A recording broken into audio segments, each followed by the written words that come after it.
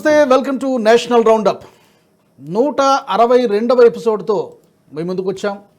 జాతీయ వార్తాంశాల్ని జాతీయవాద దృక్పథంతో విశ్లేషించే కార్యక్రమమే ఈ నేషనల్ రౌండప్. గత వారం రోజులుగా దేశవ్యాప్తంగా జరిగినటువంటి పలు పరిణామాలపైన సమగ్రంగా విశ్లేషించే ప్రయత్నం చేద్దాం.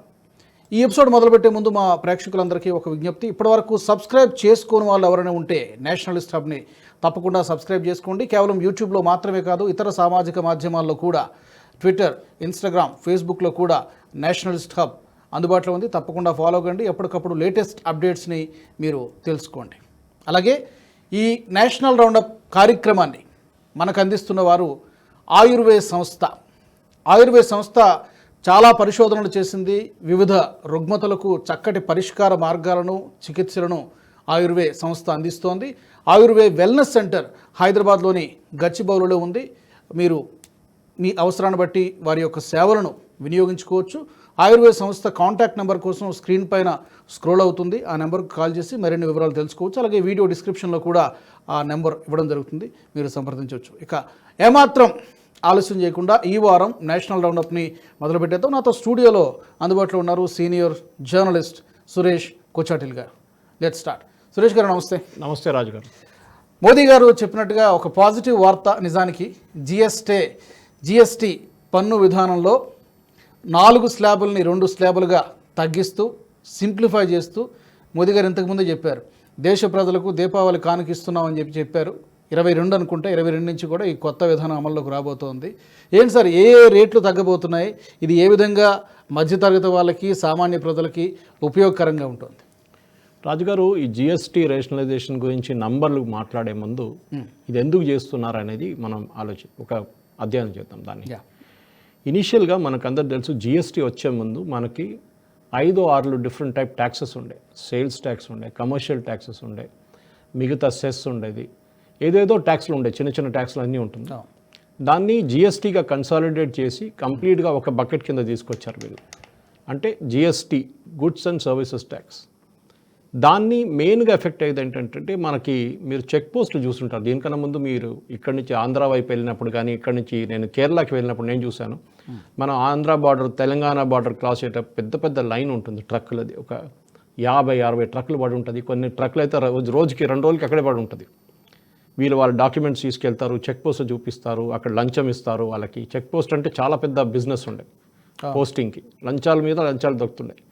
గవర్నమెంట్ ఆఫ్ ఇండియా ఏం చేశారు, మోదీ గారు వచ్చిన తర్వాత లీగల్ శాంక్టిటీ ఒకటి. ఎందుకంటే కాంగ్రెస్ హయాంలోనే వచ్చింది ఇది, కాంగ్రెస్కి క్రెడిట్ ఇవ్వాల్సింది, కానీ వాళ్ళు ఇంప్లిమెంట్ చేయలేకపోయారు.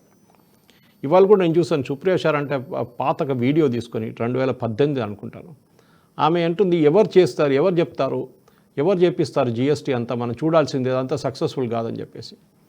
దానికి ఇంకో కౌంటర్ ఒకటి ఉందంటే ఆధార్. కూడా మీకు గుర్తుంటుంది, ఆధార్ కూడా తీసుకొచ్చిందే యూపీఏ గవర్నమెంట్, కానీ దాన్ని ఇంప్లిమెంట్ చేసిన ఎన్డీఏ గవర్నమెంట్. ఎందుకంటే లీగల్ శాంక్టిటీ లేకుండా, పార్లమెంట్ ఒక బిల్ పాస్ చేయకుండానే ఆధార్ని ఇంప్లిమెంట్ చేశారు. నందన్ నీలకేని గారిని పెట్టి చేపించారు వీళ్ళు, కానీ దాన్ని లీగల్ శాంక్టిటీ తీసుకొచ్చారు. సో అట్లానే ఇప్పుడు ఈసారి కూడా జిఎస్టీని ఇన్ని సంవత్సరాలు నడిపించిన తర్వాత ఒక రేషనలైజేషన్ తీసుకురావాలని చెప్పి చాలా మటుకు ఒక కామన్ అగ్రిమెంట్ ఉండే. దీనికి ఫస్ట్ మన ప్రేక్షకులు తెలుసుకోవాల్సింది ఒక మాట ఉంది రాజుగారు.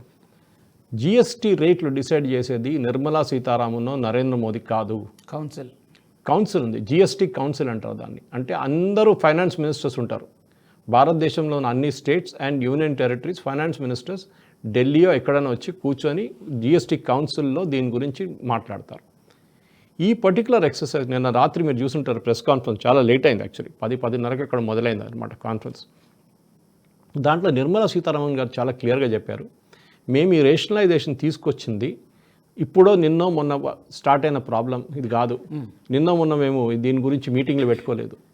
ఎందుకంటే ఎవరో చాలామంది అడిగారు, ట్రంప్ టారిఫ్ పెట్టా అని చెప్పి భయపడి మీరు చేశారని అడిగారు. కాదు, 1 సంవత్సరం కన్నా ఎక్కువ ముందే మేము ఈ ఎఫర్ట్ మొదలుపెట్టాం.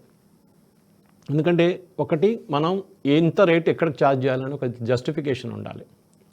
షూస్కి ఎంత ఛార్జ్ చేయాలి, షర్ట్లకి ఎంత ఛార్జ్ చేయాలి, మన ఫుడ్ ఆర్డర్ చేస్తే ఎంత తయారు చేయాలి, రెస్టారెంట్కి వెళ్తే ఎంత కట్టాలి డబ్బులు, ఇదన్నీ ఉంటుంది. ఎందుకంటే మన జిఎస్టీ అనగానే జిఎస్టీలో 2 ఎలిమెంట్స్ ఉన్నాయి. ఒకటి స్టేట్ జిఎస్టీ, ఒకటి సెంట్రల్ జిఎస్టీ. సపోజ్ ఎగ్జాంపుల్ తీసుకుందాం, 16% ముందు ఒక స్లాబ్ ఉండే, 8 సెంట్రల్ గవర్నమెంట్కి వెళ్తుంది, 8 స్టేట్ గవర్నమెంట్కి వెళ్తుంది. సెంట్రల్ గవర్నమెంట్కి వెళ్ళే 8%లో 49% మళ్ళీ స్టేట్స్కి వెళ్తుంది. అంటే సెంట్రల్ గవర్నమెంట్ దగ్గర ఉండిపోతుంది 4%. 4%. సెంట్రల్ గవర్నమెంట్ కూడా డబ్బులు కావాలి కదా, రోడ్లు వేయడానికి కానివ్వండి, మిగతా ప్రాజెక్ట్స్ నడిపించడానికి కానివ్వండి, మన డిఫెన్స్ మెయింటైన్ చేయడం, అన్నిటికీ డబ్బులు కావాలి. డబ్బులు ఎక్కడి నుంచి వస్తుంది? కస్టమ్స్ నుంచి ఒకటి వస్తుంది, ఇన్కమ్ ట్యాక్స్ నుంచి వస్తుంది, సేల్స్ ట్యాక్స్ జిఎస్టీ నుంచి వస్తుంది. GST mainly. దాని తర్వాత కొన్ని సెస్లు ఉంటుంది అప్పుడప్పుడు, ఆ సెస్ల మీద కూడా ఉంటుంది. మన నిన్న వినుంటారు సెస్ ఇంకొక స్లాబ్ కూడా ఉంది యాక్చువల్లీ, కానీ అది మాట్లాడలేదు. That is called 40% slab. అదేంటి? అది సిన్ ప్రోడక్ట్స్ అంటారు, లగ్జరీ ప్రోడక్ట్స్ అంటారు. సిన్ ప్రోడక్ట్స్ అంటే పాన్ పరాగ్, గుట్కా, ఇదన్నీ ఉంటుంది చూడండి, సిగరెట్లు, ఇదన్నీ సిన్ ప్రోడక్ట్స్ కింద వస్తుంది. చూయింగ్ టొబాకో అన్నీ ఉంటుంది దాని మీద. అది కాకుండా మెయిన్గా కార్లు, లగ్జరీ కార్స్ కూడా 40% బ్రాకెట్లోనే వస్తుంది. దాన్ని తగ్గించి కొన్ని కేసులు కిందకి తీసుకొచ్చారు. సో బేసిక్లీ 2 స్లాబ్లు ఇప్పుడు తీసుకొచ్చారు. ఆ 2 స్లాబ్ల మీదనే ఇప్పుడు అన్నీ 22 తారీఖు నుంచి నడవబోతుంది. సో దీంట్లో ఒక మెయిన్ క్వశ్చన్ ఏమొస్తుందంటే లాస్ ఆఫ్ రెవెన్యూ ఉంటుందా అని నిన్న ప్రెస్ కాన్ఫరెన్స్ కూడా అడిగారు. అయితే ఇందులో చాలామంది అంటున్నారు 50,000 కోట్ల నష్టం ప్రభుత్వానికి రాబోతోంది, మరి దీన్ని ఎలాగ పూడుస్తారు ఏంటనేది. అయితే దానికి ఈయన చెప్పినట్టున్నారు అరవింద్ శ్రీవాస్తవ్ గారు, రెవెన్యూ సెక్రటరీ, ఇది నష్టం అనేటువంటి మాట వాడకూడదు మనం, నోషనల్ లాస్ అది. అది కూడా ఎట్లయితుందంటే రాజుగారు ఒక ఎగ్జాంపుల్ ఇస్తాను మీకు. మీరు ఒక బిస్కెట్ ప్యాకెట్ కొనడానికి వెళ్తారు, అందరు అట్లా చేయరు. చెప్తాను ఒక ఎగ్జాంపుల్ లాగా. బిస్కెట్ ప్యాకెట్లో దీనికన్నా ముందు 20 రూపాయలు ఉండే చిన్న బిస్కెట్ ప్యాకెట్, దాన్ని తగ్గించి 15 చేశారు జిఎస్టీ తగ్గిన తర్వాత. నేను అప్రాక్సిమేట్ అమౌంట్స్ అంటున్నాను. అప్పుడు అక్కడ వెళ్ళేటప్పుడు మీరు ఆలోచిస్తున్నారేంటి, 20 రూపాయలకి ఒకటి తీసుకున్నాను కదా, ఇప్పుడు 30 రూపాయలకి 2 వస్తాయి కదా అని 2 తీసుకోవచ్చు. హ్యూమన్ టెండెన్సీ ఉంది అది. ఇంకోటి, రేట్లు తగ్గింది కదా మనం వెళ్ళి కొందాం, కన్జంప్షన్ పెరుగుతుంది. ఎందుకంటే ఎప్పుడు చెప్తారు, cash in the hands of the consumer అంట. కన్స్యూమర్ చేతిలో క్యాష్ ఉంటుంది. అది చాలా ఇంపార్టెంట్. ఎందుకంటే మన ఇన్కమ్ ట్యాక్స్లో కూడా అదే మాట్లాడతాం. ఇప్పుడు ఇన్కమ్ ట్యాక్స్ రేట్లు తగ్గినప్పుడు కన్స్యూమర్ చేతిలో టీవీ కొనడానికో, కార్లు కొనడానికో, లేకుంటే హోమ్ లోన్ తీసుకోవడానికి వాళ్ళ దగ్గర డబ్బులు ఉంటుంది. అది లేకున్నప్పుడే కన్జంప్షన్ జరగదు. కన్జంప్షన్ పెంచాలి మనం డెఫినెట్గా. దానికి జీడిపితో సంబంధం ఉంది. నిన్ను అడిగారు ఎంత పెరుగుతుంది జీడిపి, 1% పెరుగుతుందా, 0.5% పెరుగుతుందా, 1.5% పెరుగుతుందా అంటే అదే ఆన్సర్ ఇచ్చారు రెవెన్యూ సెక్రటరీ గారు. మనం చెప్పలేము. ఎందుకంటే ఇక్కడ ఈ క్యాల్కులేషన్ తీసుకున్న మీరు నోషనల్ లాస్ అని చెప్పారు చూడండి, 48,000 కోట్లు అని చెప్పారు. కానీ అది పెరగవచ్చు, తగ్గుతుంది డెఫినెట్గా. ఎందుకంటే కన్జంప్షన్ పెరిగినప్పుడు అది నోషనల్ లాస్ తగ్గిపోతుంది. అది కూడా బేస్ ఫిగర్ ఎక్కడ తీసుకున్నారు, 2023-24 ఫైనాన్షియల్ ఇయర్. అక్కడున్న జిఎస్టీ కన్జంప్షన్ ఫిగర్ తీసుకొని ఈ రేట్లు క్యాల్కులేట్ చేశారు ఇప్పుడు. కానీ 24-25లో ఇంకా పెరిగి ఉంటుంది కన్జంప్షన్ డెఫినెట్గా. సో ఈ 43,000 crores 48,000 crores అని చెప్పి తగ్గి 20,000 కోట్ల దాకా రావచ్చు, జీరో కూడా కావచ్చు. ఇప్పుడు మీరు వినుంటారు, ఇక్కడ మన తెలంగాణ ఫైనాన్స్ మినిస్టర్ కానివ్వండి, కేరళ ఫైనాన్స్ మినిస్టర్, వీళ్ళందరూ ఏం క్రిటిసైజ్ చేస్తున్నారంటే మాకు రేట్లు తగ్గిపోతుంది, మాకు రెవెన్యూ రాదు, మీరు జిఎస్టీ తగ్గించేస్తే మాకు రెవెన్యూ రాదు. కానీ వీళ్ళందరూ అప్రూవ్ చేశారు. జిఎస్టీ కౌన్సిల్లో 1/3 పవర్ యూనియన్ గవర్నమెంట్ దగ్గర ఉంటుంది, 2/3 పవర్ స్టేట్స్ దగ్గర ఉంటుంది. వీళ్ళందరూ సంతకం పెడితేనే జిఎస్టీ రెజల్యూషన్ పాస్ అయినట్లు ఉంటుంది. ఒక్కరు కూడా అబ్జెక్ట్ చేస్తే పెద్ద ప్రాబ్లం. అది యునానిమస్గా ఉండాలి అన్నమాట.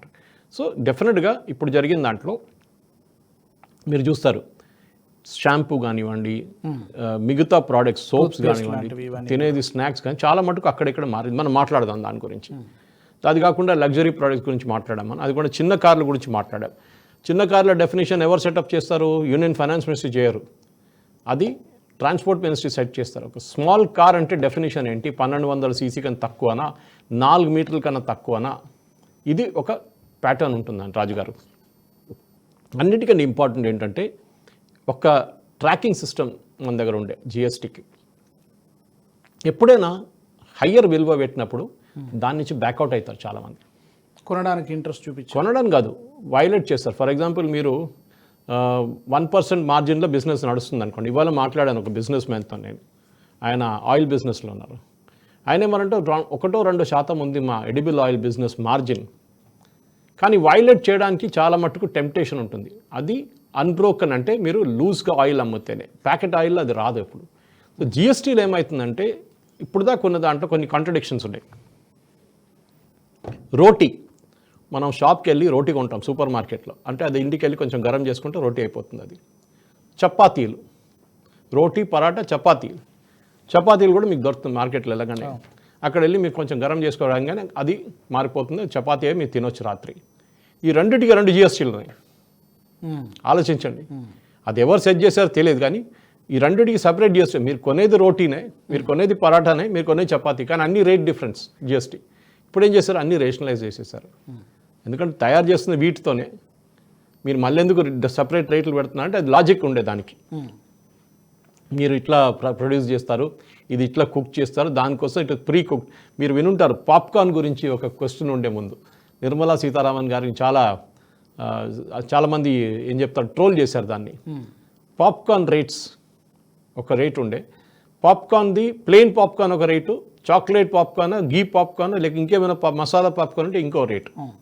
ఇదేంటి మేడం పాప్కార్నే కదా అని అది పెద్ద ఒక స్టోరీ ఉండే అనమాట. ఇప్పుడు ఈ పర్టికులర్ రేషనలైజ్ మొత్తం రేషనలైజ్ అయిపోయింది. ఒకటి జిఎస్టీ ఇంప్లిమెంటేషన్, 4-5 బ్యాండ్లు ఉన్నప్పుడు మీకు ట్రాకింగ్ సిస్టమ్ కానివ్వండి, మీ ఫైలింగ్ సిస్టమ్ పెద్ద ప్రాబ్లం అవుతుంది. ఇది ఇక్కడ కంప్లైంట్ చేసే మోస్ట్ ఆఫ్ ద కంపెనీ వాళ్ళ కంప్లైంట్ ఏంటంటే, మేము ఒక చార్టర్డ్ అకౌంటెంట్ దీనికోసం పెట్టుకోవాల్సి వస్తుంది. ఏది ఫైలింగ్ చేయడానికి ఒకటి కావాలి, వాడు చార్టర్డ్ అకౌంట్ డైరెక్ట్ ఫైల్ చేయడం అనుకోండి, వాడు అసిస్టెంట్ ఒకటి పెడతాడు, ఒక ఇంటర్న్ ఒకటి పెడతారు. డైలీ ఫైలింగ్ ఉంటుంది, లేకుంటే వీక్లీ ఫైలింగ్ ఉంటుంది, జిఎస్టీ ఫైలింగ్ చేయాల్సి వస్తుంది, దాని మంత్లీ స్టేట్మెంట్ తీయాల్సి వస్తుంది, దాన్ని ఫైల్ చేసి దాన్ని సబ్మిట్ చేయాల్సి వస్తుంది. ఇదన్నీ పెద్ద ప్రాసెస్ అన్నమాట.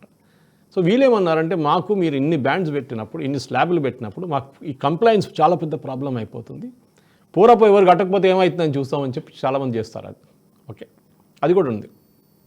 సో మనం చూడాల్సింది ఏంటంటే, ఈ పర్టికులర్ వన్లో ఈసారి చేసిన దాంట్లో చాలా మట్టుకు 22 సెప్టెంబర్ అని చెప్పారు.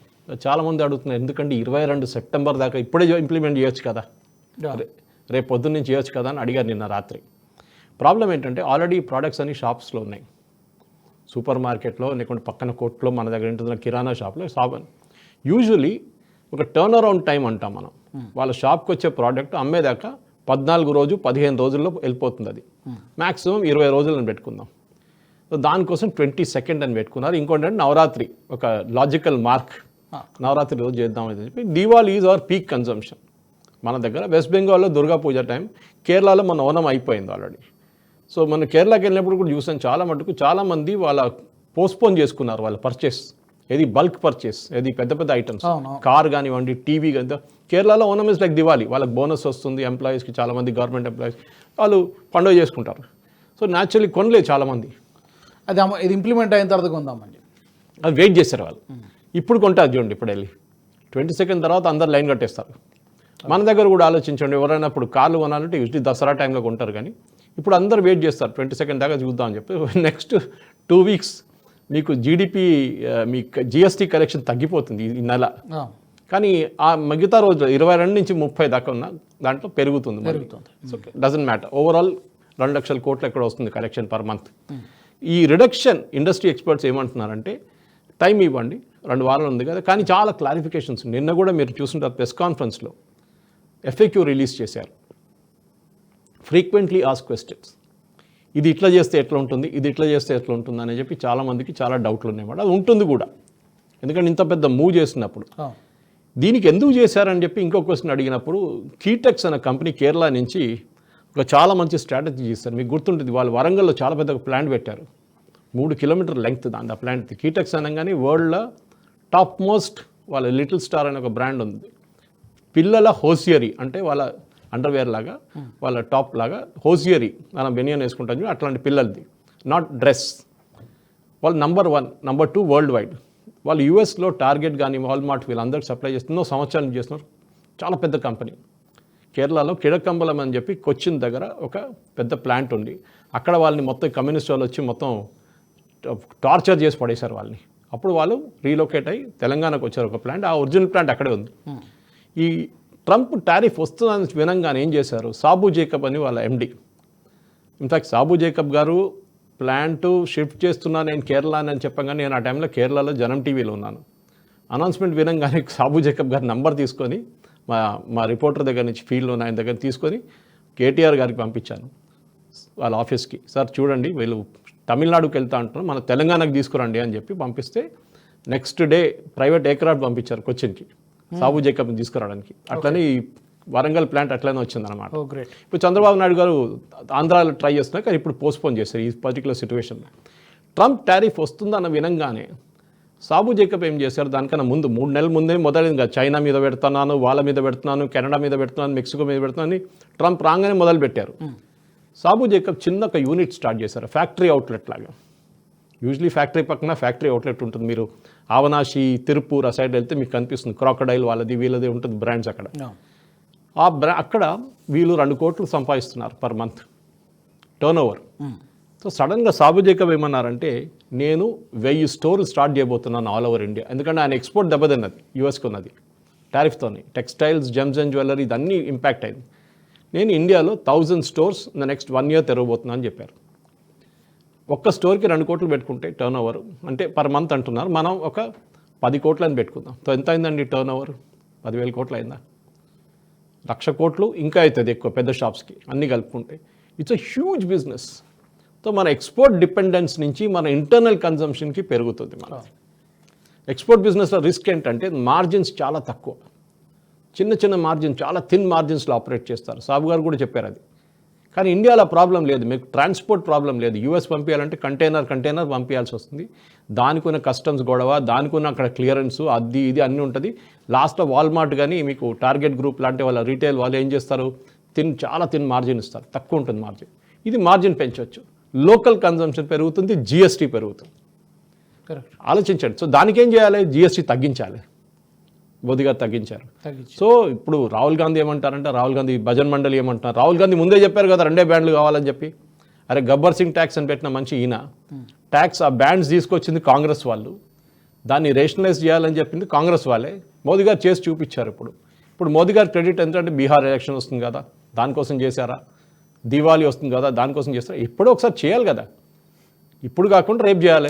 దానివల్ల ఏం జరుగుతుంది అనేది కదా పాయింట్. ప్రజలకు ఎంత మంచి జరుగుతుంది, ఏ విధంగా వాళ్ళు లాభపడతారు, అది కదా పాయింట్. ఎప్పుడు చేస్తే ఏముంది. మనకేంటంటే రాజుగారు డొమెస్టిక్ కన్జంప్షన్ పెరగాల్సిందే. మన 140 కోట్ల మన పాపులేషన్ ఉంది మన దగ్గర.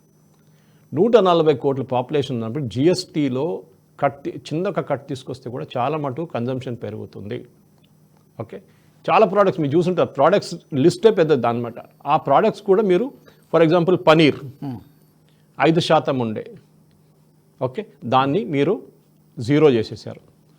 మీరు డేట్స్ మనం ఎప్పుడు కొంటాం కదా డేట్స్, అది 12 నుంచి 5 చేశారు.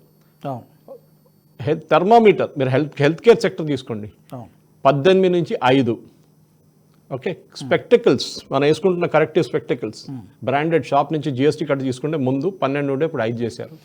ఇండివిజువల్ హెల్త్ లైఫ్ ఇన్సూరెన్స్ 18% నుంచి 0 చేశారు. Correct, that is a good move. ఎందుకంటే అందరు అడిగారు ఇది.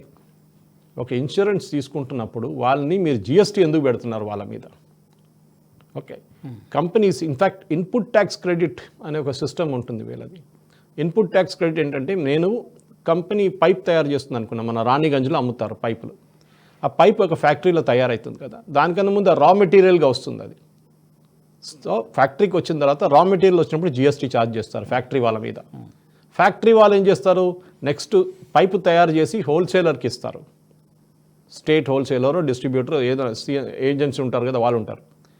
ఈచ్ స్టేజ్లో వీళ్ళు ఇన్పుట్ ట్యాక్స్ క్రెడిట్ తీసుకుంటారు. అంటే నేను 100 రూపాయలు జిఎస్టీ కట్టాను, ఆయనకి ఇచ్చినప్పుడు నేను 100% తీసుకుంటాను. ఆయన ఏం చేయాలి, నెక్స్ట్ మనిషి దగ్గర 100 రూపాయలు తీసుకోవాలి.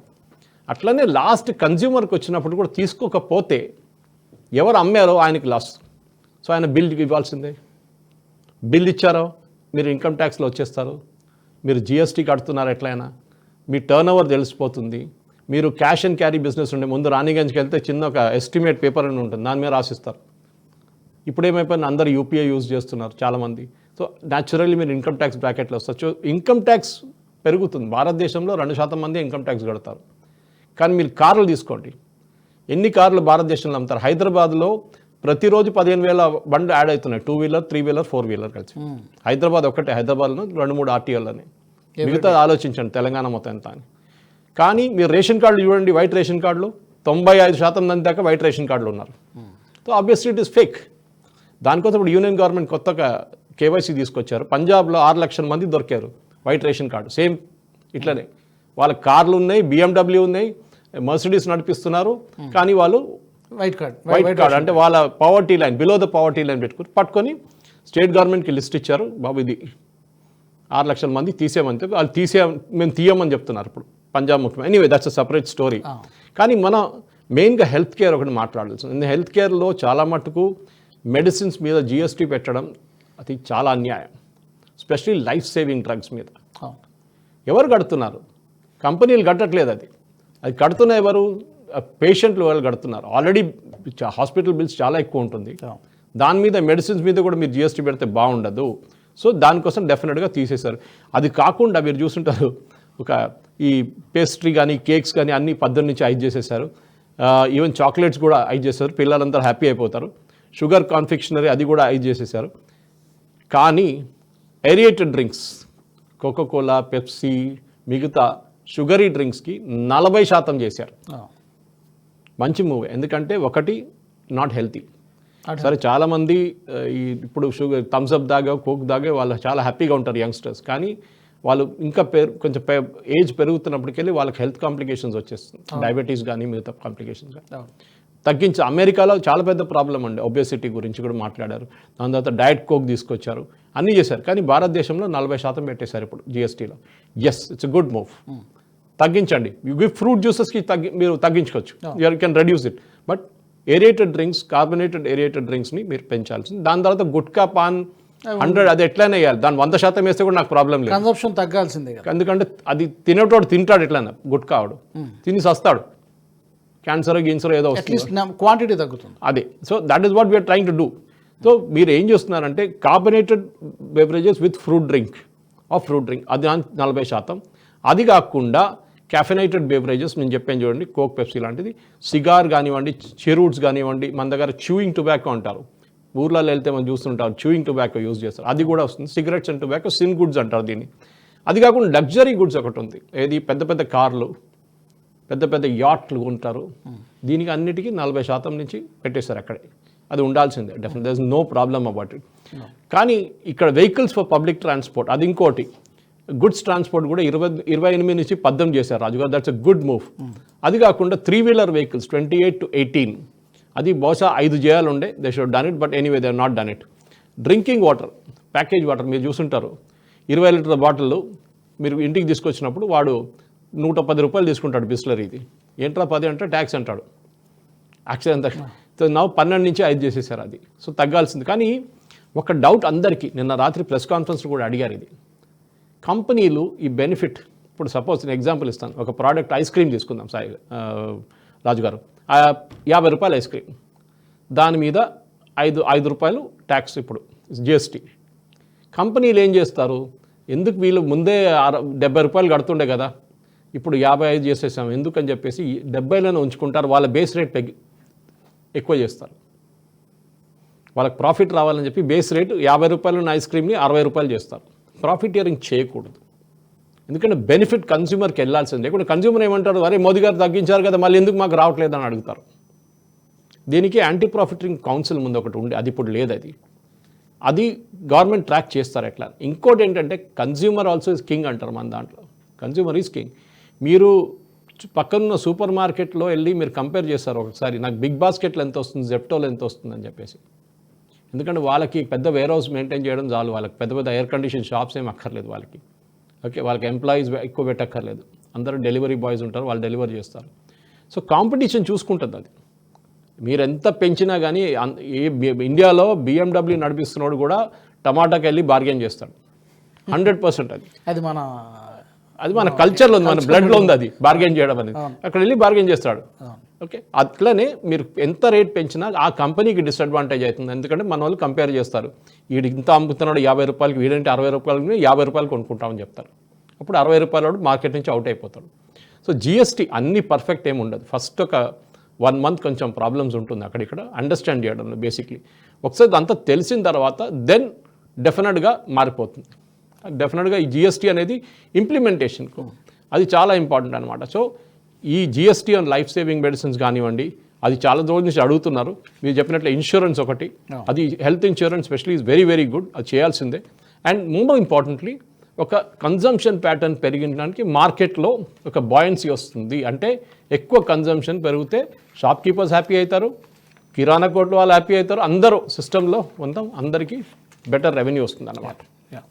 సురేష్ గారు, అయితే ఈ వారం రెండో అంశాన్ని చూద్దాం, మరొక టాపిక్ చూద్దాం. చాలా రోజులు మణిపూర్ అనేది వార్తల్లో నిలిచింది. ఇంత జరుగుతుంటే ఎందుకు మోదీ గారు అక్కడికి వెళ్ళరని చెప్పి అమిత్ షా గారు వెళ్ళారు కోర్స్, బట్ మోదీ గారు అక్కడికి వెళ్ళలేదు. దానికి చాలా కారణాలు ఉన్నాయి, మన గతంలో మాట్లాడుకున్నాం. ఇప్పుడు మణిపూర్ వెళ్ళబోతున్నారు, కాకపోతే ఇంకా డేట్స్ ఫిక్స్ కాలేనట్టుగా ఉంది. ఇప్పుడు అక్కడ ఉన్నటువంటి ఈ కుకీ మైతీ తెగల మధ్య గొడవకి ఒక ఫుల్ స్టాప్ దొరుకుతుందా? ఎప్పుడు వెళ్తారు, ఎన్ని రోజులు ఉంటారు, ఎజెండా ఏంటి?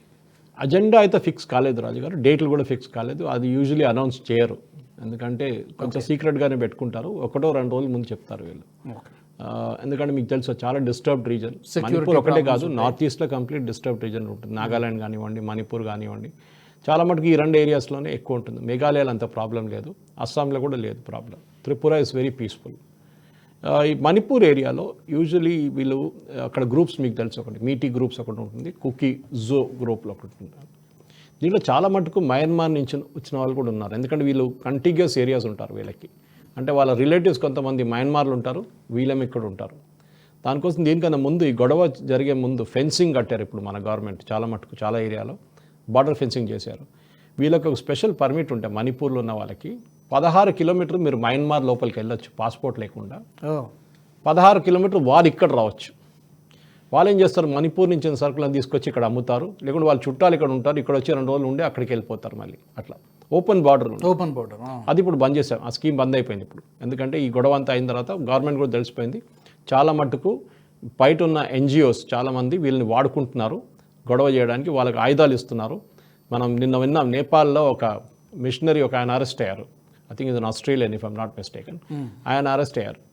He was involved in all this gun running business. వీళ్ళకి ఎస్పెషలీ ఈ మీటీ గ్రూప్స్కి ఇవ్వడంలో వాళ్ళకి చాలా పెద్ద ప్రాబ్లం ఉండే అనమాట. సో డెఫినెట్గా ఈ జరిగే దాంట్లో ఒక స్పెషల్ సస్పెన్షన్ ఆఫ్ ఆపరేషన్స్ అని చెప్పి ఒకటి ఉంది రాజుగారు. ఇది 2008 నుంచి సైన్ చేసుకున్నారు ఈ అగ్రిమెంట్.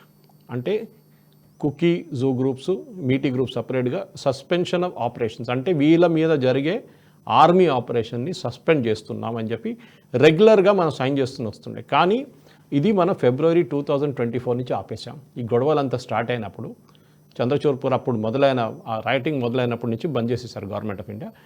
ఫుల్ యాక్షన్ తీసుకున్నారు వాళ్ళ మీద. ఇప్పుడు రేడ్లు నడుస్తున్నాయి, ఆయుధాలు పట్టుకుంటున్నారు, చాలామంది అరెస్ట్ చేస్తున్నారు, జైలు వేసేస్తున్నారు. సో ఇప్పుడు వీళ్ళు ప్రధానమంత్రి గారు వెళ్తున్నారని చెప్పగానే వాళ్ళు వచ్చి మనం కూడా మాట్లాడుకుందాం, we all want to meet the prime minister, దానికి ఒక పీస్ఫుల్ అట్మాస్ఫియర్ ఉండాలని చెప్పి ఒక అగ్రిమెంట్ ఉంది, సస్పెన్షన్ ఆఫ్ ఆపరేషన్ మళ్ళీ తీసుకొస్తున్నారు దాన్ని. అది బహుశా ఇప్పుడు మాట్లాడారు, నిన్న కూడా జరిగింది, టాక్స్ జరిగింది అక్కడ. థర్స్డే రోజు అంటే మనం రికార్డ్ చేస్తున్న టైంకి టాక్స్ అన్నీ ఇవాళ ఈవినింగ్ దాకా బంద్ అయిపోతుంది అనమాట. సో సెంట్రల్ టైం నుంచి, సెంట్రల్ ఇంటర్క్యులర్స్ అంటారు వాళ్ళని, అది ఇంటెలిజెన్స్ బ్యూరో నుంచి, హోమ్ మినిస్ట్రీ నుంచి వీళ్ళందరూ వెళ్ళారు, కుకీ జూ గ్రూప్స్తో మాట్లాడారు. వెనస్డే మాట్లాడారు, ఇప్పుడు థర్స్డే మాట్లాడుతున్నారు. దాని తర్వాత చాలా పాజిటివ్ సైన్ వచ్చింది, వాళ్ళు అగ్రీ చేశారు. సో బహుశా ప్రైమ్ మినిస్టర్ నెక్స్ట్ వీక్ వెళ్తూ ఉంటారు, దాని ముందే ఈ అగ్రిమెంట్ సైన్ చేసేస్తారు. కొంచెం ట్వీకింగ్ చేస్తున్నారు, ట్వీకింగ్ అంటే కొంచెం మార్పులు తీసుకొస్తున్నారు. ఏంటది, కుకీ జూ క్యాంప్స్ని సెటప్ చేశారు, ఆ క్యాంప్స్ని రీలొకేట్ చేయబోతున్నారు. ఓకే, అది కాకుండా వాళ్ళ దగ్గర ఉన్న ఆయుధాలు అక్కడే ఉంచుకోవాలి, వాళ్ళు బయటికి తీసుకురాకూడదు, అదొక అగ్రిమెంట్ ఉందన్నమాట. అది కాకుండా కుకీ జూ కార్డర్స్కి డబ్బులు ఇచ్చేస్తున్నారు. దీనికన్నా ముందు కూడా వీళ్ళని రీసెటిల్ చేయడానికి మన దగ్గర సరెండర్డ్ నెక్సలైట్స్ ఉంటారు చూడండి, వాళ్ళకి పేమెంట్లు ఇస్తారు, అట్లనే వీళ్ళ కూడా పేమెంట్ ఉంటే అప్పుడు డైరెక్ట్లీ ఇప్పుడు వాళ్ళ ఇండివిజువల్ బ్యాంక్ అకౌంట్లో వేసేస్తారు, వాళ్ళ కమాండర్స్కి ఇయ్యరు, వాళ్ళ కమాండర్స్ మిస్యూజ్ చేసుకుంటారు దాన్ని. సో వాళ్ళు డైరెక్ట్గా వాళ్ళ బ్యాంక్ అకౌంట్కి వెళ్ళిపోతుంది. అది కాకుండా ఇది డైరెక్ట్ బెనిఫిట్ ట్రాన్స్ఫర్ లాగా అయిపోతుంది అన్నమాట. దీనికన్నా ముందు లీడర్స్కి ఇచ్చినప్పుడు వాళ్ళ కొంచెం కమిషన్ తీసుకొని వాళ్ళ కార్డర్స్కి ఇస్తుండే అనమాట, డిస్కంటిన్యూ. సో దాని తర్వాత ఈ అగ్రిమెంట్ సైన్ చేసినప్పుడు డెఫినెట్గా ఇంకోటి చాలా ఇంపార్టెంట్ ఏంటంటే నేషనల్ హైవే 2 ఇది మీటీస్ ఏం చేశారంటే బంద్ చేసి పడేశారు, మా మీటీస్ని రాకుండా చూసుకున్నారు వీళ్ళు ఇప్పుడు దాకా. సో నేషనల్ హైవే 2 ఓపెన్ చేయబోతున్నారు.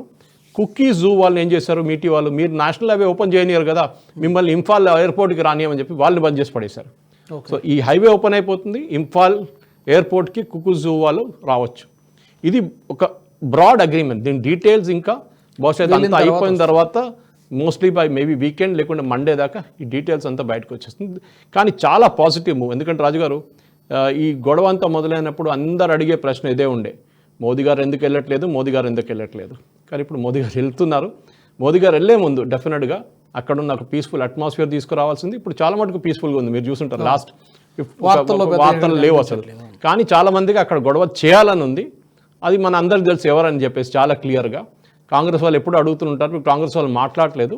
ఎందుకంటే ఆర్మీ ఆపరేషన్స్ మొదలైనప్పటి నుంచి 3 వారాల ముందు నుంచి మొత్తం పీస్ఫుల్గా అయిపోయింది. ఇప్పుడు అక్కడ ఆర్మ్స్ చాలా పట్టుకున్నారు, ఆయుధాలు అన్నీ మోస్ట్లీ చైనీస్ మేక్ లేకుంటే మయన్మార్ నుంచి వచ్చిన ఆయుధాలు. సో డెఫినెట్గా ఇదంతా ఎన్జిఓ వాళ్ళు సప్లై చేసిన ఆర్మ్స్, దాన్ని పట్టుకున్నారు. ఎన్జిఓస్ మీద కూడా యాక్షన్ తీసుకున్నారు చాలామంది మీద. వాళ్ళని అక్కడి నుంచి బయటకు పంపించేశారు. ఫెన్సింగ్ పెట్టేశారు మయన్మార్తో. అది చాలా పెద్ద ప్రాబ్లం ఉండే. వీళ్ళందరూ వ్యతిరేకించారు, మీటీస్ వ్యతిరేకించారు, కుకీస్ వ్యతిరేకించారు ఫెన్సింగ్ పెట్టకూడదు అని చెప్పి. కానీ కంపల్సరీగా ఫెన్సింగ్ పెట్టేశారు ఇప్పుడు. సో దాని ద్వారా అంటే ఇంకా కొంచెం అక్కడక్కడ స్పేసెస్లో కావాలని, కానీ పని నడుస్తుంది, మంచి స్పీడ్లో నడుస్తుంది అన్నమాట. సో ఓవరాల్గా మణిపూర్లో ఒక పెద్ద మార్పు రాబోతుంది డెఫినెట్గా. మోదీ గారు వెళ్ళినప్పుడు ఇంకా ఎవరు అడగరు మోదీ గారు ఎందుకు రావట్లేదు. సురేష్ గారు, అయితే మరొక టాపిక్ చూద్దాం సార్. గడిచిన కొద్ది రోజుల నుంచి కూడా ముఖ్యంగా ట్రంప్ వచ్చిన తర్వాత బాగా పర్సనల్గా తీసుకున్నాడు. భారతీయులకు ఉద్యోగాలు ఇవ్వద్దు, ఇక్కడి నుంచి పంపించేసేయండి అని చెప్పి. ఈ మధ్యనే ఒక 4,000 మంది స్టూడెంట్స్ అక్కడి నుంచి తిరిగి వచ్చేసినట్టుగా తెలుస్తోంది, వేరు కారణాలతో. ఆ మధ్య చూశారు, పెద్ద పెద్ద కంపెనీస్కి మీరు హైర్ చేసుకోవద్దు, ఇండియన్స్ని హైర్ చేసుకోవద్దు అని చెప్పి, ఎక్కడ మీరు కంపెనీలు అక్కడ పెట్టొద్దని చెప్పి చాలా కక్ష పెంచేసుకున్నాడు. ఏంటి ఇది, ఎక్కడికి పోతుంది, ఇది ఎవరెవరికి నష్టము, దీన్ని ఏమైనా మన ఇండియన్ గవర్నమెంట్ ఏమైనా ఇంటర్వ్యూన్ అవుతుందా ఏంటి? వాళ్ళ రాష్ట్రంలో మన వెళ్ళి ఇంటర్వ్యూన్ కావడం అక్కర్లేదు. నష్టం వచ్చేది వాళ్ళ కాలేజీలకి, వాళ్ళ యూనివర్సిటీలకి. కానీ మన వైపు నుంచి కూడా తప్పులు ఉన్నాయి. మన పిల్లలు ఎందుకు వెళ్తారు అక్కడికి? ఒకటి, సెటిల్ డౌన్ చేయడానికి వెళ్తున్నారు. ఏదో అమెరికాతో ప్రేమమో, అమెరికాలో ఉన్న కోస్ట్లతో ఇంత ప్రేమ కాదు వాళ్ళకి. to earn dollars and settle down there and get a green card and become a citizen. ఇది స్టెప్లు అన్నమాట. ఎందుకంటే మన తెలుగు స్పీకింగ్ స్టేట్స్లో మీరు యూఎస్కి వెళ్ళకపోతే మీరు యూజ్లెస్ ఫెలో. అదొక స్టేటస్ సింబల్ అయిపోయింది. అక్కడ వెళ్ళి పెట్రోల్ బంక్లో పనిచేస్తావా, సూపర్ మార్కెట్లో పనిచేస్తావా, అది అడగరు. కానీ ఎక్కడ ఉన్నారు మీ కొడుకు కూతురు అంటే యూఎస్లో ఉన్నారండి. ఓ అచ్చా, వెరీ గుడ్. ఓకే, యూరోప్కి వెళ్ళారా, బెంగళూరుకి వెళ్ళారా, లేకుంటే ఢిల్లీకి వెళ్ళారంటే అది ఏం పనికిరాదు. కానీ ట్రంప్ వచ్చిన తర్వాత భారతదేశం ఇండియన్ స్టూడెంట్స్ ఒక్కడే కాదండి, అందరి మీద చర్యలు నడుస్తున్నాయి. బేసిక్లీ వోక్ కల్చర్ అంటాం మనం. ఇప్పుడు మన జేఎన్యూ లాగా కల్చర్, లెఫ్టిస్ట్ కల్చర్ తీసుకొచ్చి అక్కడ గాజా కోసం ప్రొటెస్ట్ చేయడము, ఇజ్రాయేలీస్ వ్యతిరేకంగా ప్రొటెస్ట్ చేయడము, యాంటీసెమిటిజం తీసుకురావడం ఆ క్యాంపస్లో చాలా జరిగింది. కొలంబియా కానివ్వండి, హార్వర్డ్ కానివ్వండి, మిగతా అన్ని యూనివర్సిటీస్లో. ఇప్పుడు ఫండింగ్ కట్ డౌన్ చేసేసారు ట్రంప్ కంప్లీట్గా. యుఎస్ గవర్నమెంట్ దగ్గర నుంచి వెళ్ళే ఫండింగ్ అంతా చాలా మటుకు కట్ డౌన్ చేసేసారు. అది కాకుండా అప్పుడు తీసుకొచ్చిన రా ఇప్పుడు స్ట్రిక్ట్గా ఏం ఇంప్లిమెంట్ చేస్తున్నారు అంటే, మీరు క్లాసులు బంక్ చేసి పార్ట్ టైం జాబ్ చేసుకుంటారు వీళ్ళు. ఈ రెండు ఇల్లీగల్. క్లాసులు బంక్ చేయకూడదు. దీనికన్నా ముందు క్లాస్ బంక్ చేస్తే పోనీలే, వాడు జ్వరం వచ్చిందో వండుకున్నాడో ఏదో పక్కన ఆడుకుంటారు. కానీ వీళ్ళు మిస్యూజ్ చేశారు దాన్ని. అక్కడ వెళ్ళి అన్ఎంప్లాయ్మెంట్, సూపర్ మార్కెట్లో పర్మిషన్ లేకుండా పనిచేయడమో, లేకుంటే పెట్రోల్ బంక్లో పనిచేయడమో చేస్తే ఇప్పుడు దాంట్లో 4,700 మంది పిల్లల్ని మన భారతదేశంలో పిల్లల్ని పంపించేస్తారు రీసెంట్లీ. అంటే లాస్ట్ ఒక కపుల్ ఆఫ్ మంత్స్ అని చెప్పొచ్చు. అఫీషియల్ రికార్డ్ నేను చూస్తున్నాను. అది కాకుండా మొన్న కూడా యుఎస్ ఎంబసీ, ఢిల్లీలో ఉన్న ఎంబసీ ఇంకొక నోట్ ఇష్యూ చేశారు, ఇదే వార్నింగ్ ఇచ్చేసి. అక్కడ వెళ్ళిన తర్వాత మీరు లేనిపోయిన గొడవల్లో పడి అక్కడ వెళ్ళి ప్రొటెస్ట్ చేయడం కానివ్వండి, ఇల్లీగల్ యాక్టివిటీస్ చేస్తే కానీ మిమ్మల్ని నెక్స్ట్ ఫ్లైట్లో పంపించేస్తారు వాపస్. Life long ban. మళ్ళీ మీరు యుఎస్ ఎంటర్ కాలేరు మీరు.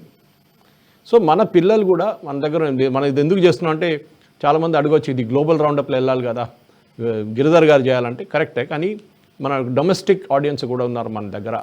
సో మన పిల్లలు కూడా డెఫినెట్లీ తెలుసు. చాలామందికి ఇప్పుడే ఏమంటున్నారంటే ఫండ్స్ క్రంచ్ వచ్చేసింది వాళ్ళకి.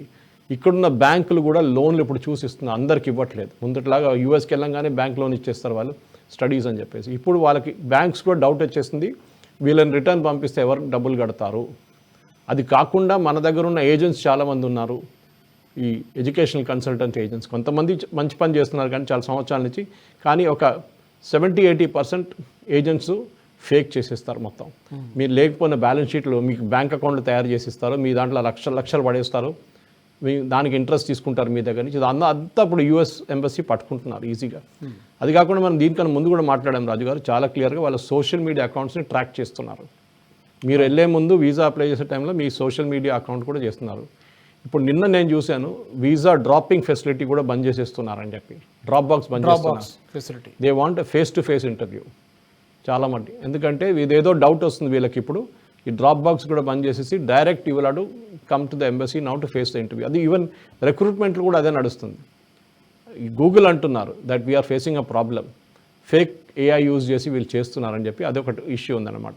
సో ఈ ఎర్నింగ్స్, ఎందుకంటే మన పిల్లలు అక్కడ వెళ్ళినప్పుడు ఒకటి కాలేజ్ ఫీజు ఒకటి ఉంటుంది, ట్యూషన్ ఫీజు, అది కాకుండా హాస్టల్లో ఉండడం, వాళ్ళ ప్రైవేట్ హాస్టల్లో లేకుంటే వాళ్ళ హాస్టల్లో ఉంటాం, దాని తర్వాత వాళ్ళకున్న ఖర్చులు వేరే, ఇంకా ఎక్కడికైనా వెళ్ళాలంటే ఏమన్నా ఖర్చు.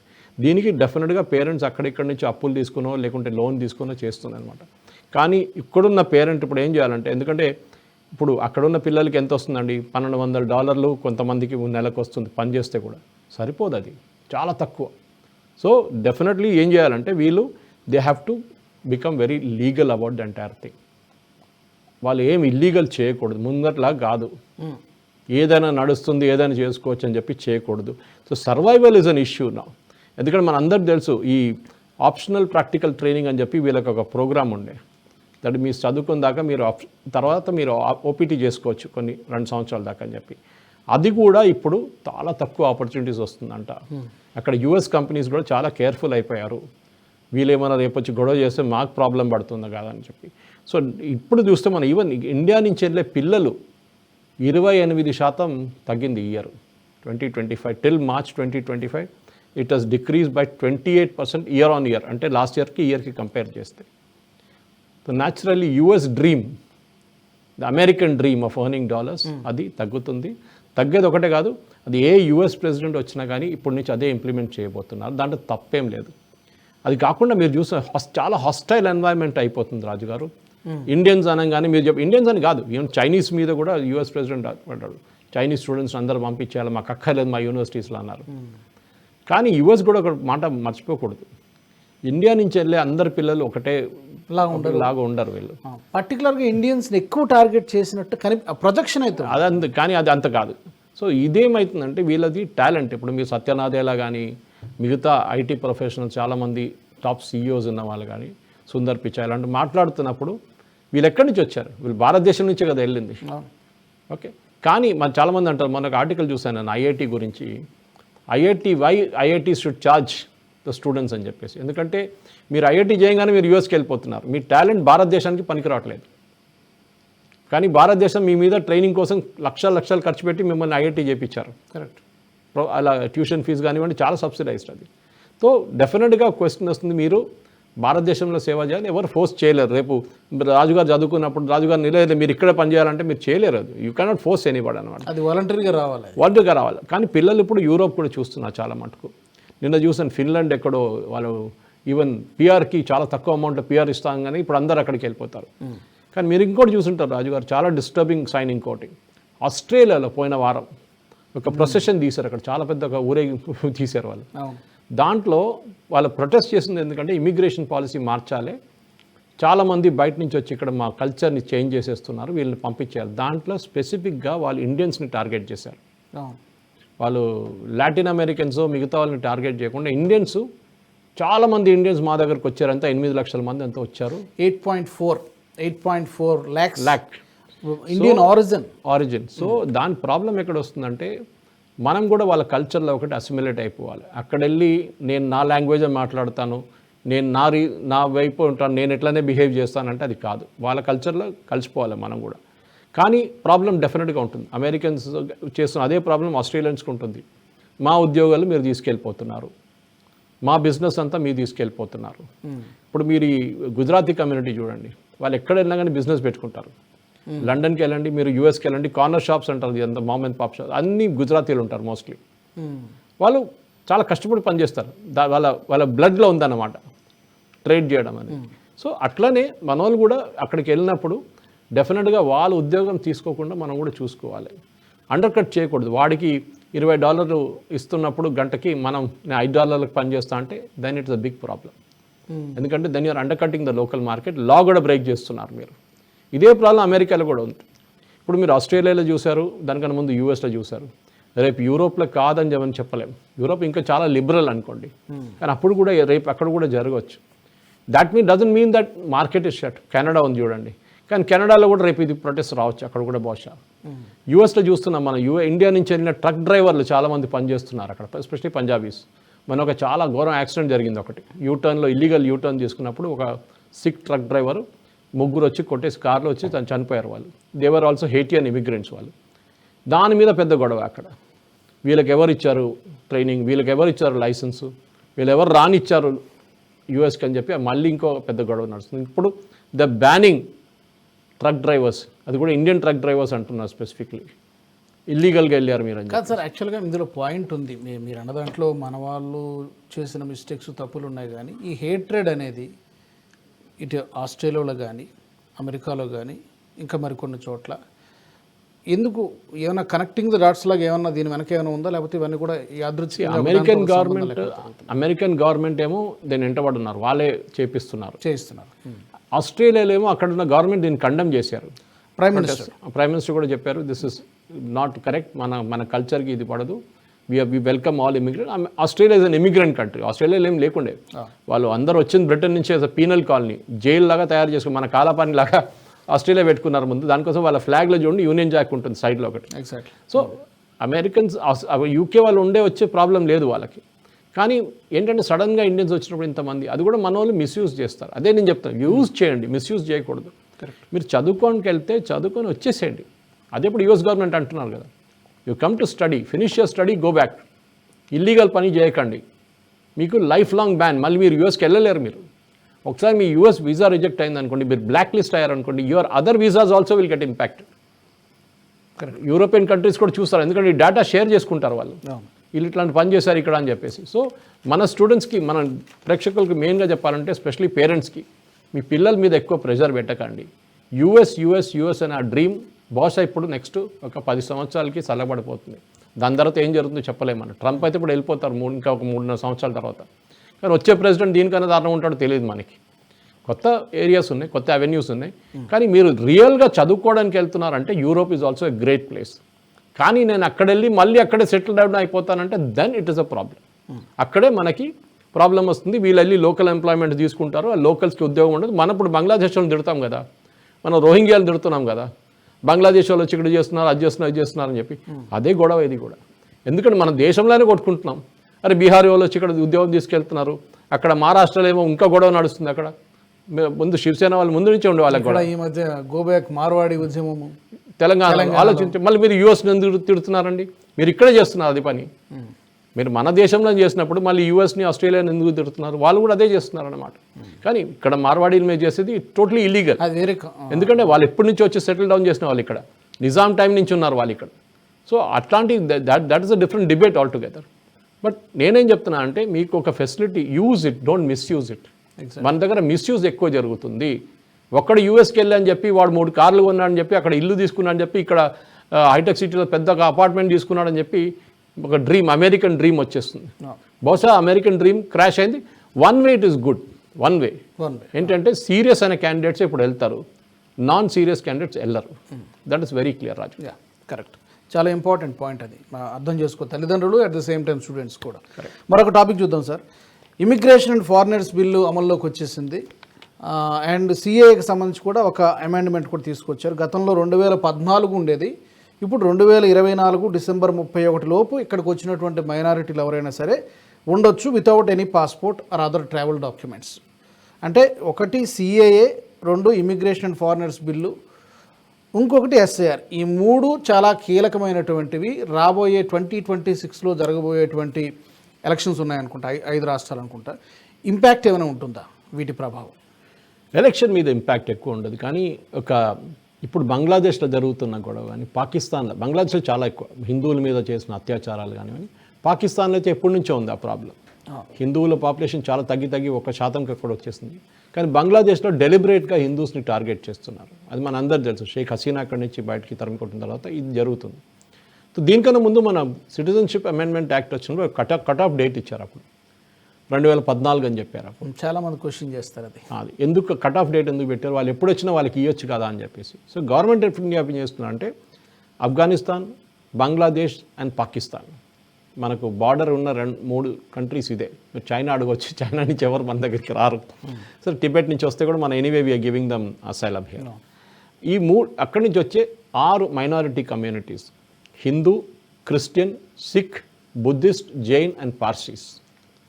ఇండియాలో డిసెంబర్ 31, 2024 కన్నా ముందు ఈవెన్ వితౌట్ వ్యాలిడ్ పాస్పోర్ట్ వస్తే or any travel document or any validity, వాళ్ళ పాస్పోర్ట్ ఎక్స్పైర్ అయిపోయింది అనుకోండి, వాళ్ళు తిరిగి వెళ్ళలేదు, వాళ్ళని they will be exempt from penal action, అంటే పనిష్మెంట్ తీసుకోరు.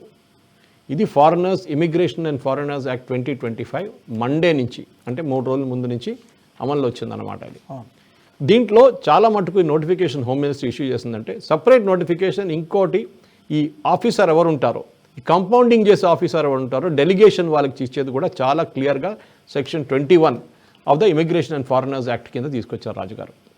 దీనికన్నా ముందు దీనికి ఫైన్ ఎట్లా ఉండే 5 సంవత్సరాలు లేకుంటే 5 లక్షల రూపాయలు అని చెప్పేసి. Or foreigner entering India without travel document, అది మనం చూసాం, అది ఇప్పుడు కూడా ఉంది.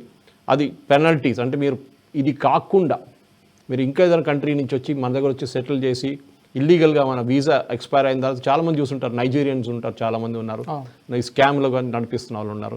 అది కాకుండా చాలా మటుకు మిగతా దేశాల నుంచి వచ్చిన వాళ్ళు కొంతమంది లీగల్గానో ఇల్లీగల్గా ఇక్కడ ఉండిపోతారు. మన శ్రీలంక నుంచి మనకు ముందు వచ్చే పెద్ద ప్రాబ్లం ఉండేది, అది ఇప్పుడు ఎక్కువ, ఆ ప్రాబ్లం ఇప్పుడు ఎక్కువ లేదన్నమాట.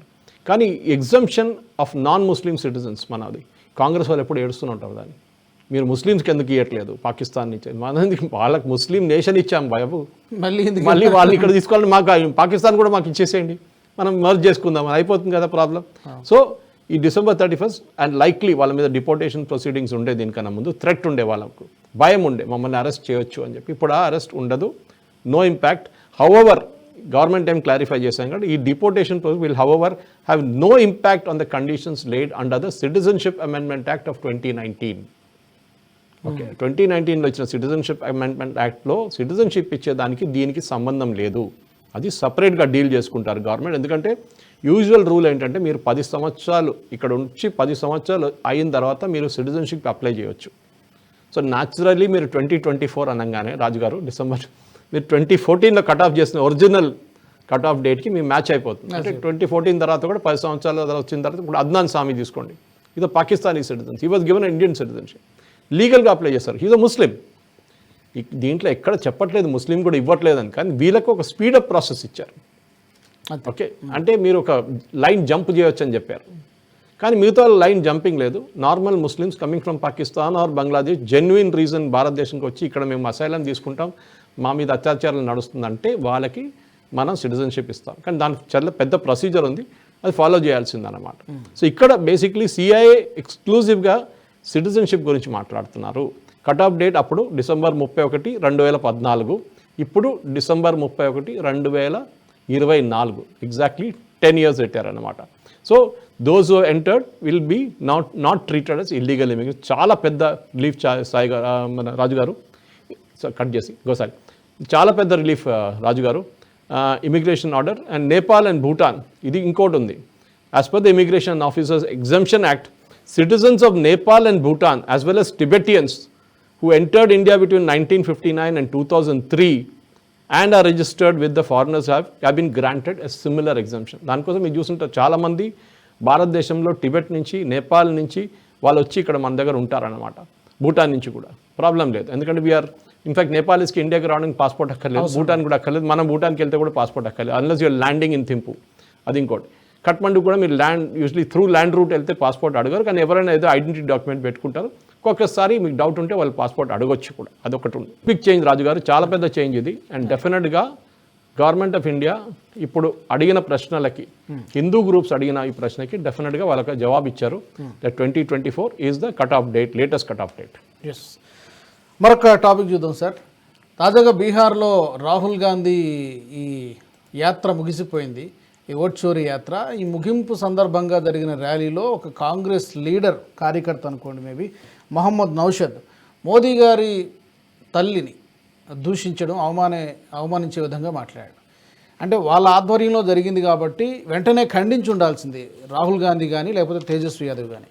అది ఖండించలేదు. దానికి స్వయంగా ప్రధానమంత్రి మోదీ గారు కూడా మాట్లాడడం జరిగింది. ఇది కేవలం నా తల్లికి జరిగినటువంటి అవమానం కాదు, మొత్తం అందరి తల్లులకు జరిగినటువంటి అవమానం అని చెప్పి. సో ఇది పొలిటికల్ టర్న్ తీసుకుంది. ఇది లాస్ట్ ర్యాలీ కాదు, ఇది క్లోజింగ్ ర్యాలీలో జరగలేదు, దానికన్నా ఒక వారం ముందు జరిగింది. ఓకే ఓకే ఓకే ఇది ఒక కాంగ్రెస్ లీడర్ ఆర్గనైజ్ చేసిన దాంట్లో ఒకరు వచ్చి మొహమ్మద్ నషాద్ వచ్చి తిట్టారు. మోదీ గారు అమ్మగారిని అంతా తిట్టేసి మోదీ గారిని తిట్టారు. ఇది కామన్, కాంగ్రెస్ వాళ్ళు సోషల్ మీడియాలో చేస్తున్న పని ఇదే కదా. మోదీ గారిని ఓట్ చోర్ అంటే, చోర్ ఎవరు? సెక్షన్ 420 చోర్ అంటే చీటింగ్ కేసులో రాహుల్ గాంధీ బెయిల్ తీసుకొని బయట తిరుగుతున్నారు. వాళ్ళ అమ్మగారు ఇద్దరు కలిసి. ఆయన అమ్మగారు తెలుస్తున్నప్పుడు మోదీ గారిని చోర్ అని పిలుస్తున్నారు. ఎవరు ఒరిజినల్ చోర్? కోర్టులో డిసైడ్ చేశారు, కోర్టు నుంచి బెయిల్ తీసుకున్నారు. అంటే ఎవరు చోర్? అప్పుడు చాలా క్లియర్ అక్కడ ఉందని. ఇది కాకుండా ఇది తిట్టడం అనేది ఇప్పుడు మోదీ గారు కొత్తదేం కాదు రాజు గారు. మీరు చూసుంటారు, దీనికన్నా ముందు కూడా సోనియా గాంధీ మోదీ గారిని గుజరాత్ రైట్స్ సందర్భంగా మౌత్ కా సౌదాగర్ అని పిలిచారు. మీకు గుర్తుంటున్నారు. అది అప్పుడు చాలా పెద్దగా బ్యాక్ ఫైర్ అయింది. అది సుప్రీంకోర్టులో కూడా ఆ కేసు వెళ్ళింది. దాని తర్వాత మళ్ళీ రాహుల్ గాంధీ మోదీ గారిని తిట్టారు, అది కూడా సుప్రీంకోర్టుకి వెళ్ళింది. అది చౌకీదార్ చోర్ హై అని చెప్పి అపాలజైజ్ చేయాల్సి వచ్చింది రాహుల్ గాంధీకి సుప్రీంకోర్టులో. సో ఇది కన్సిస్టెంట్గా మీరు చూసుంటారు. ఎవరు ఇంకా ఏ బీజేపీ లీడర్ని అటాక్ చేయరు. కాంగ్రెస్ కానీ, ఈ లెఫ్ట్ ఈకో సిస్టమ్ కానీ, లుటియన్స్ మీడియా కానీ, ఆర్జేడీ కానీ, వీళ్ళెవరు మోదీ గారినే టార్గెట్ చేస్తారు. దానికి ఎందుకంటే ఒకటి, మోదీ గారు రెస్పాండ్ చేయరు. మీరు ఇంకా లోకల్ లీడర్, గల్లీ లీడర్ని చెప్పండి, ఆడికి వచ్చి కొడతారు మిమ్మల్ని. మోదీ గారిని ఇంత తిడుతున్నారు. ఐఎన్సీ కేరళ అని చెప్పి ఒక ట్విట్టర్ హ్యాండిల్ ఉంది, చాలా దారుణంగా మోదీ గారిని తిడతారు. వాళ్ళు తిట్టడం కాదు, లిటరలీ పర్సనల్ టార్గెటింగ్ చేస్తారు మోదీ గారిని. వాళ్ళ మీద ఎందుకు కేసు వేయట్లేదో బీజేపీ వాళ్ళు నాకు అర్థం కాదు. ఇక్కడ తెలంగాణలో ఉన్న బీజేపీ వాళ్ళు కూడా కేసు వేయట్లేదు వాళ్ళ మీద. ఒక్కొక్క ట్వీట్ వాళ్ళది మోదీ గారిని పర్సనల్గా అటాక్ చేస్తారు. ఇంకా కాంగ్రెస్ ఈకో సిస్టమ్లో ఉంది అది. ఇప్పుడు అందరూ అంటారు రాహుల్ గాంధీని పప్పు అని పిలుస్తారు కదా మీరంటే, పప్పు అని పిలవడం తిట్టడం కాదు అది. Okay, versus you are actually abusing Modi. చోర్ అంటున్నారు, దొంగ అంటున్నారు. దొంగ నువ్వే కదా బాబు, 2000 కోట్ల కంపెనీ కొన్నావు 90 లక్షలు పెట్టి, దాంట్లో బెయిల్ తిరుగుతున్నావు బయట. అప్పుడు అది ప్రాబ్లం లేదు వీళ్ళకి. ఇంకొక కేసులో ఏమో సుప్రీంకోర్టు స్టే ఇచ్చిన తర్వాత మళ్ళీ ఎంపీ క్వాలిఫికేషన్ తిరిగి వచ్చింది. అది ఇదంతా మర్చిపోకూడదు రాహుల్ గాంధీ కూడా. సో పర్సనల్ అటాక్స్ చేయడం, మనందరూ చూసాం. ఇంత పెద్ద యాత్ర చేసి, ఇంత పెద్ద గొడవ చేసి, సుప్రీంకోర్టుకి వెళ్ళి ఏం దొరకలేదు వాళ్ళకి. ఎస్ఏఆర్ నడవద్దు, బంద్ చేసేయాలని చెప్పిన మనిషికి సుప్రీంకోర్టు నడిపించారు, ఈజీగా నడిచింది. ఇప్పుడు ఏ ప్రాబ్లం లేదు. 64 లక్షల మంది రోల్ నుంచి తీసేశారు. దాంట్లో 1,00,000 మందికి బహుశా రిటర్న్ రావచ్చు, కానీ 63 లక్షల మంది లేరు. చనిపోయిన వాళ్ళు, duplicate, missing. Okay, these are all characters in that. అది కాకుండా మీరు చూస్తుంటారు, మొన్న జరిగిన 3వ నేషన్ సర్వేలో కానీ మిగతా 2 ఒపీనియన్ పోల్స్లో కాంగ్రెస్కి 15 సీట్లు ఉండే కాంగ్రెస్కి ఇప్పుడు 10 సీట్లు రాబోతున్నట్ట. అదే టైంలో ఇప్పుడు ఎలక్షన్ జరిగితే లోక్సభకి ఎన్డీఏకి 310 నుంచి 320 సీట్లు రావచ్చు అంట.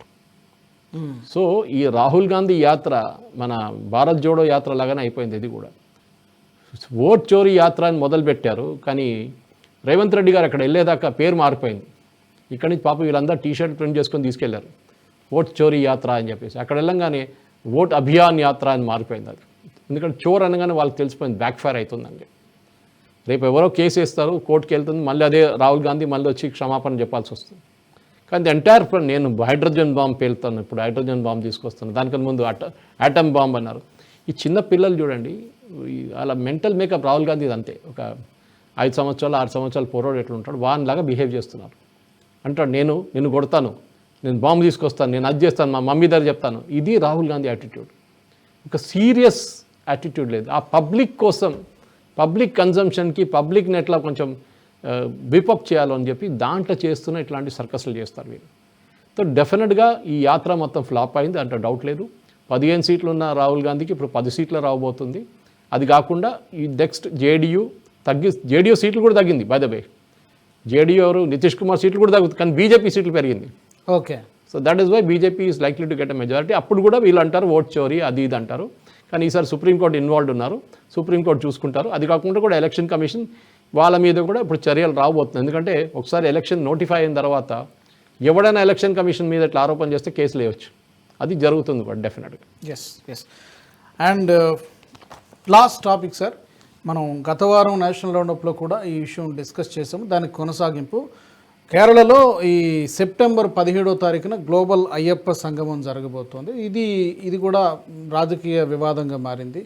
అసలు సిపిఎం పార్టీకి, లెఫ్ట్ పార్టీలకి అయ్యప్ప స్వామి మీద ఎంత భక్తి ఎప్పుడు వచ్చింది, ఎంత ప్రేమ ఎప్పుడు వచ్చిందని మాట్లాడుకున్నాం. ఇప్పుడు హైకోర్టు కూడా క్వశ్చన్ చేసినట్టుంది ట్రావెన్కోర్ దేవస్థానాన్ని. ఇప్పుడే ఎందుకు చేస్తున్నారు, ఏంటి అసలు జరుగుతుందా జరగదా ఏంటి? జరుగుతుంది, కానీ హైకోర్టు నిన్న justice Devan Ramachandran and another judge అని పేరు గుర్తులేరు ఒక వెకేషన్ బెంచ్. ఎందుకంటే కేరళలో ఇప్పుడు ఓనం హాలిడేస్ నడుస్తుంది. ఓకే. సో ఇప్పుడు కోర్ట్స్ అని అక్కడ హాలిడేగా ఉంటుంది అనమాట. సో దాంట్లో వాళ్ళు అడిగిన ప్రశ్నలు ఏంటంటే, మీరు ఇది ఎందుకు చేస్తున్నారు అంటే, అప్పుడు వాళ్ళు జవాబు ఏమి ఇచ్చారంటే, ట్రావెన్కోర్ దేవస్థానం బోర్డు మన దగ్గర ఎండోమెంట్స్ బోర్డు లాగా వాళ్ళు ఏమి ఇచ్చారంటే, మాది 75 years జరుగుతుంది, 75 years సెలబ్రేట్ చేయడానికి మేము ఇది చేస్తున్నామని చెప్పారు. అప్పుడు దేవన్ రామచంద్రన్ గారు ఏం అడిగారంటే, కరెక్ట్ వి అగ్రీ, కానీ అయ్యప్ప ఒక్కడే దొరికారా మీకు, ఇంకెవరు దేవుళ్ళు దొరకలే అడిగారు. దీనికి ఒక బ్యాక్ స్టోరీ ఒకటి ఉంది, మీకు గుర్తుంటుంది రాజుగారు, చాలా మటుకు చాలా క్లియర్గా. ఒకటి, ఆ టైంలో ఈ మహిళల్ని ఎక్కించుకొని తీసుకెళ్ళిన వాళ్ళు ఇదే దేవస్వం బోర్డు వాళ్ళు సుప్రీంకోర్టులో అఫిడవిట్ ఫైల్ చేశారు, మాకు ఆ మహిళల్ని తీసుకువెళ్ళడానికి ఏ అభ్యంతరం లేదని రాసిచ్చిన వాళ్ళు వీళ్ళు. ఇప్పుడు ట్రావెన్కోర్ దేవస్వం బోర్డు చీఫ్ ఆయన ఒక స్టేట్మెంట్ ఏమిచ్చారంటే, మేము ఆ అఫిడవిట్ని విత్డ్రా చేయబోతున్నామని. ఇప్పుడు కాంగ్రెస్ వాళ్ళు ఏమంటున్నారు, okay why the event, Congress వాళ్ళు ఏమంటారు, హిందువుల కోసం సిపిఎం చేస్తున్న పని ఇది కుట్ర, ఆర్ఎస్ఎస్ బీజేపీ సంఘ పరివార్ కలిసి చేస్తున్నదని. కానీ సంఘ పరివార్ వాళ్ళే మాకు దీంతో సంబంధమే లేదు, మేము ఇంకో సంగమం పెట్టుకుంటామని చెప్పి పండలంలో అయ్యప్ప వాళ్ళ ట్రెడిషనల్ హోమ్ ఉంది కదా, వాళ్ళ పెటర్నల్ హోమ్లో, అక్కడ వాళ్ళు ఇంకో సంగమం అదే రోజు పెట్టబోతున్నారు సెప్టెంబర్ 20వ తారీఖు. ఇది 3-4 రోజులు ఉంటుంది ఈసారి. సో హైకోర్టు అడిగిన ప్రశ్నకి ఇప్పుడు ఇంకా తీర్పు రాలేదు, బహుశా స్టే కూడా చేయొచ్చు. హైకోర్టు ఏం అడిగారంటే, మీరు ఫెయిత్ అండ్ కాన్షియన్స్ గురించి ఉన్న డివోటీస్ని మీరు డీటీని ఎందుకు పాలిటిక్స్లో తీసుకొస్తున్నారు, గవర్నమెంట్కి దీంట్లో ఇన్వాల్వ్మెంట్ ఏముంది, ముఖ్యమంత్రి ఇది ఎందుకు ఇనాగరేట్ చేయాలి, ఈ ముఖ్యమంత్రి అసలు కనిపించాడు దేవుడి దగ్గర ఎక్కడు, శబరిమలకి వెళ్ళాడు ఏం చేయడు, ఎందుకంటే కమ్యూనిస్టులకు దేవుళ్ళు అని కాన్సెప్టే లేదు కదా. సో మీరు అట్లా చేస్తున్నప్పుడు ఈ శబరిమలని గ్లోబల్ పిలిగ్రిమేజ్ సెంటర్గా చేయాలని మేము ప్రాపగేట్ చేస్తున్నాం, తత్వమసీని కాన్సెప్ట్ తీసుకొస్తున్నాం అని చెప్పారు. కానీ ఈ ఫండింగ్ ఎక్కడి నుంచి వచ్చిందో అడుగుతున్నారు. కోర్టు అడిగారు, సరే మీ డబ్బులు ఎక్కడి నుంచి వస్తుంది, ఈవెంట్ నడిపించాలి కదా. వీళ్ళేమన్నారు, మేము స్పాన్సర్షిప్ తీసుకొస్తున్నాను. కోర్టు అడిగారు, ఒక అయ్యప్ప దేవస్థానం దేవుడు మీరు స్పాన్సర్షిప్లో ఐపీఎల్ లాగా చేసేసారని అడిగారు. అట్లా అయిపోయింది కదా ఐపీఎల్ లాగా. వీళ్ళేమన్నారంటే, నేను ఇంకా హైకోర్టు దాంట్లో చాలా క్లియర్గా చెప్పి, we find it very disturbing, prima facie we find it very disturbing అన్నారు. కానీ డీటెయిల్డ్ ఇన్స్ట్రక్షన్స్ కోసం సెప్టెంబర్ 9వ తారీఖు పిటిషన్ అడ్జర్న్ చేశారు. ఆ రోజు డీటెయిల్గా అఫిడవిట్ ఫైల్ చేయాల్సి వస్తుంది ట్రావెన్కోర్ దేవస్వం బోర్డుకి. మేము ఇది ఎట్లా నడిపిస్తున్నాం, దీనికి ఎంత ఖర్చు అవుతుంది, ఎవరు డబ్బులు పెడుతున్నారు, ఎవరెవరిని పిలుస్తున్నారు, అంత మొత్తం డీటెయిల్స్ ఇవ్వాల్సి వస్తుంది.